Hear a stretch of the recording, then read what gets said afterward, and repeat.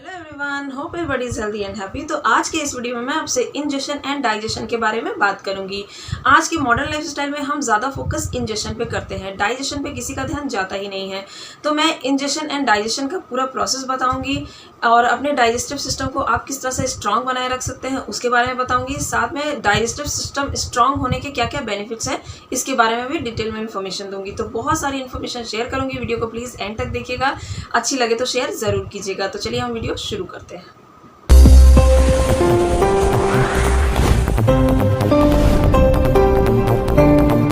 तो सबसे पहले मैं आपसे डाइजेशन के बारे में बात करूंगी। Digestion starts from the mouth and ends at the anus.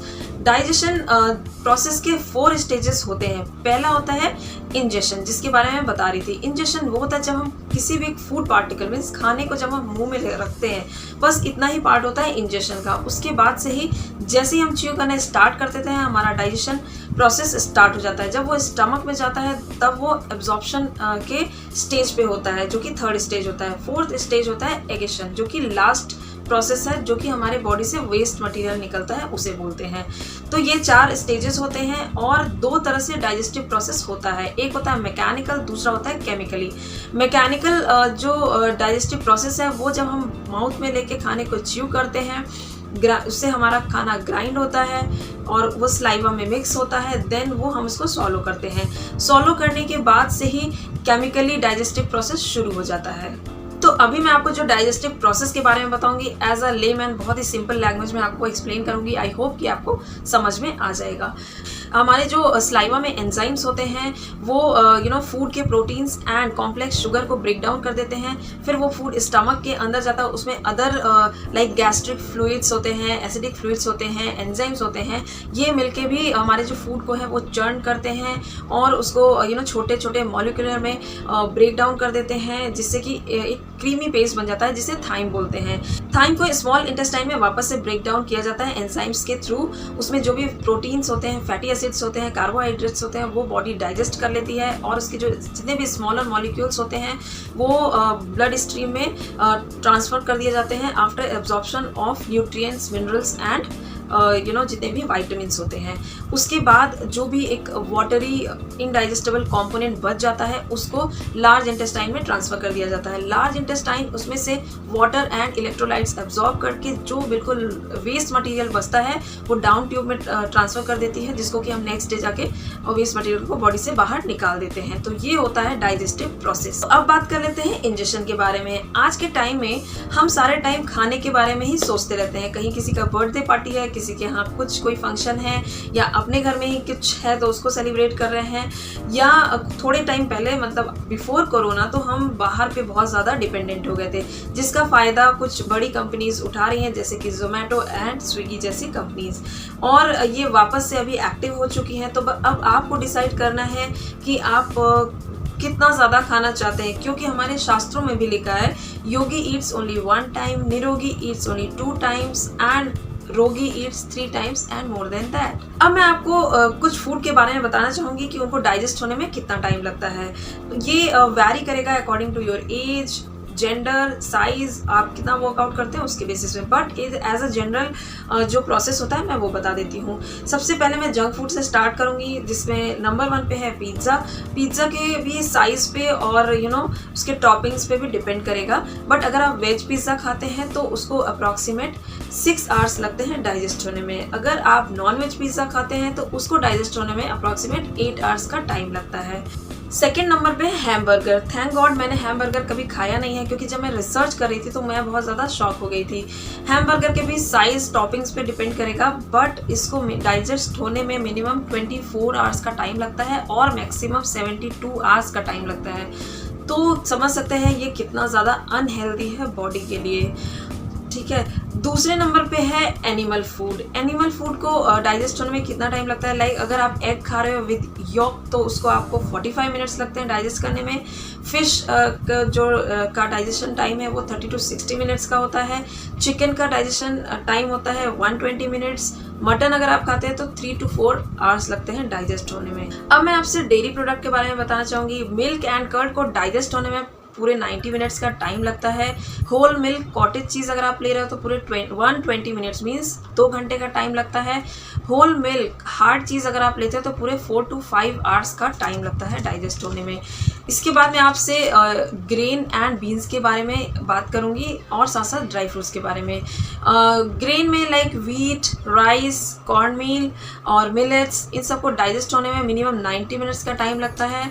और बीन्स में लाइक लेंटिल्स हो गए, चिकपीस हो गए, राजमा हो गई, ये सारी चीज़ें डाइजेस्ट होने में भी 90 मिनट्स का ही टाइम लगाती हैं। और अगर ड्राई फ्रूट्स की बात की जाए तो जितने भी हार्ड ड्राई फ्रूट्स हैं लाइक बादाम, कैश्यू नट, पीनट्स, इनको डाइजेस्ट होने में 2.5 से 3 घंटे का टाइम लगता है। अब मैं बात करना चाहूँगी वेजीज के बारे में। वेजीज अगर आप रॉ ले रहे हैं लाइक सैलड के तौर पे तो उसको डाइजेस्ट होने में 30 to 40 मिनट्स का टाइम लगता है। अगर आप कुक करके या स्टीम्ड ले रहे हैं तो उसे डाइजेस्ट होने में 40 to 45 मिनट्स का टाइम लगता है। अगर आप रूट वेजिटेबल्स ले रहे हैं लाइक कैरेट, टर्निप, बीटरूट, इस तरह की चीज़ें, तो आपको इसको डाइजेस्ट करने में 45 से 50 मिनट्स का टाइम लगता है। इसके साथ साथ अगर आप स्टार्ची वेजीज या लीफी वेजिटेबल्स ले रहे हैं तो उसको डाइजेस्ट होने में पूरे 1 आवर्स मीन 60 मिनट्स का टाइम लगता है।